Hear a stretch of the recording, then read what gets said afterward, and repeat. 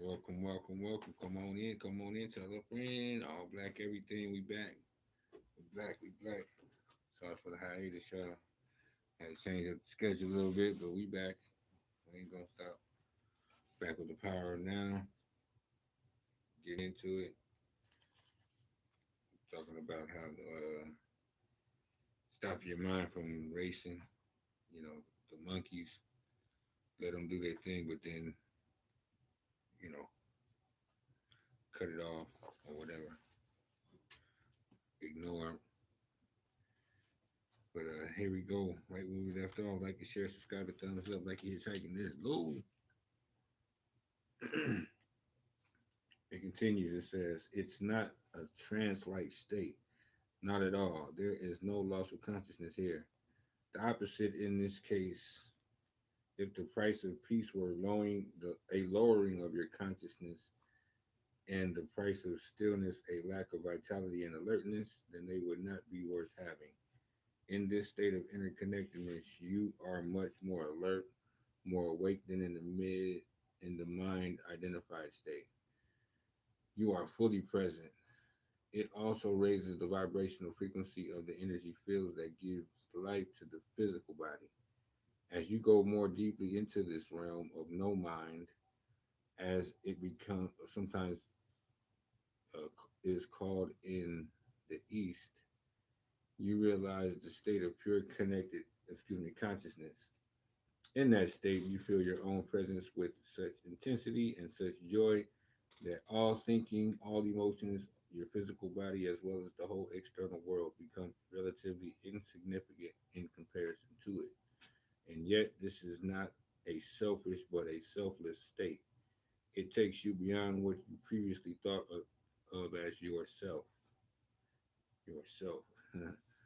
That presence is essentially you and at the same time inconceivably greater than you.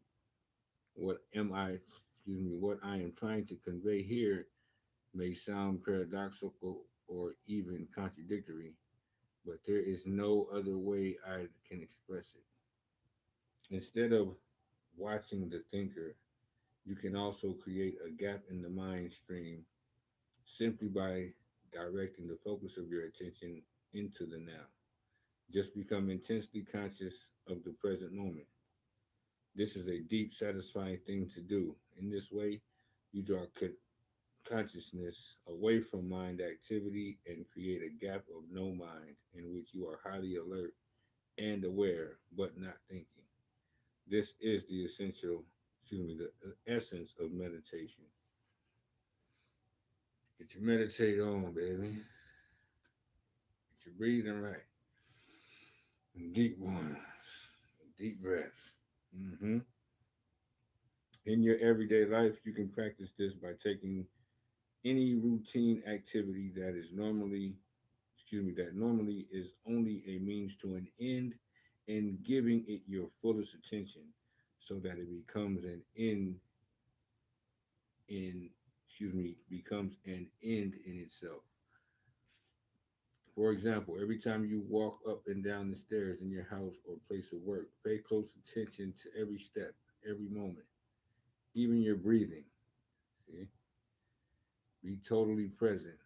Or when you wash your hands, pay attention to all the sense perceptions associated with the activity, the sound and the feel of the water, the movement of your hands, the scent of the soap, and so on. Or when you get into your car, after you close the door, pause for a few seconds and observe the flow of your breath. Become aware of a silent but powerful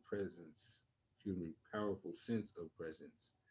There is one certain criterion by which you can measure your success in this practice: the degree of peace that you feel within.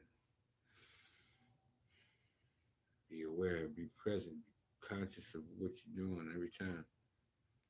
Learn how to do it for yourself. Try it out. Take my word for it.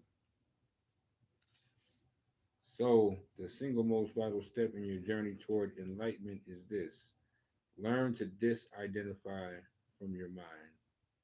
Every time you create a gap in the stream of mind, the light of your consciousness grows stronger. One day you may catch yourself smiling at the voice in your head as you would smile at the antics of a child. This means that you no longer take the content of your mind all that seriously, as your sense of self does not depend on it. That's a nugget right there. That's a jewel drop. Don't pick it up. Enlightenment, rising above thought. Isn't thinking essential in order to survive in this world? He asks. Your mind is an instrument, a tool. It is there to be used for a specific task, and when that task is completed, you lay it down. Very important right there too to learn that one. Thinking and ruminating on nonsense and unessential things.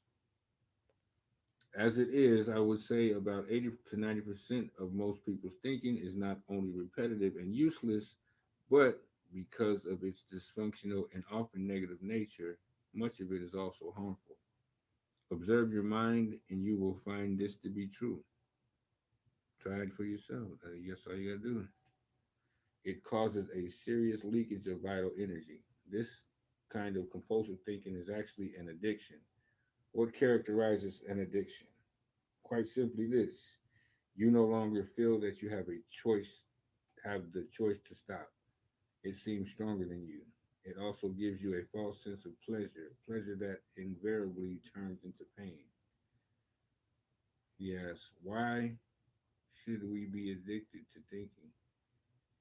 Because you are identified with it, which means that you derive your sense of self from the content and activity of your mind.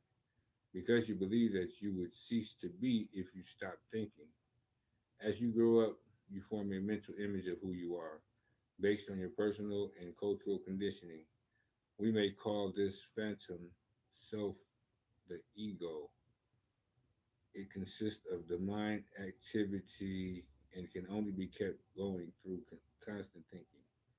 The term ego means different things to different people, but when I use it here, it means a false self created by unconscious identification with the mind.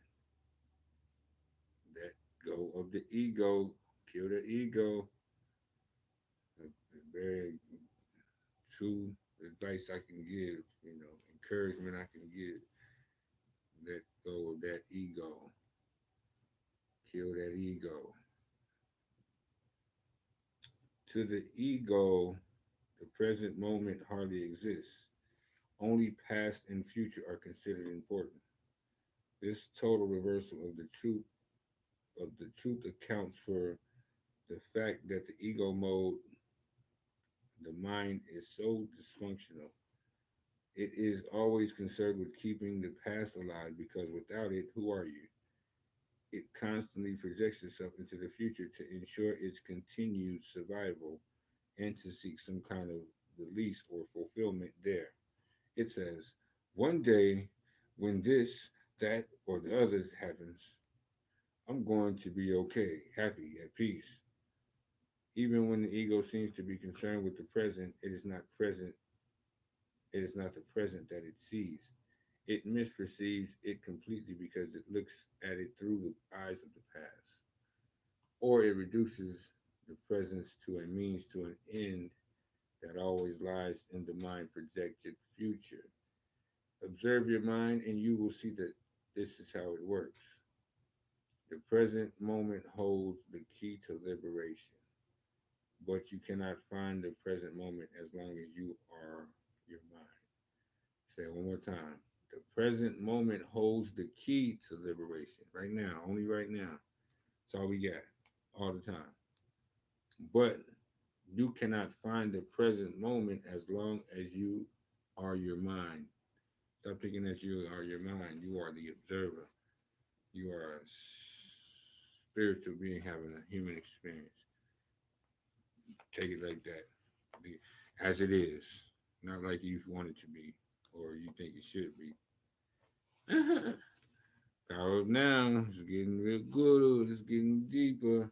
I love it. Like and share, subscribe, thumbs up, like, hitchhiking. Let's go. Thinkers Plight, all black, everything. We're getting into it. The power of now. Beautiful thing. Help you out in your daily routine. That's all I'm doing. Moments of encouragement. Peace and love, y'all. Here we go. We coming right back.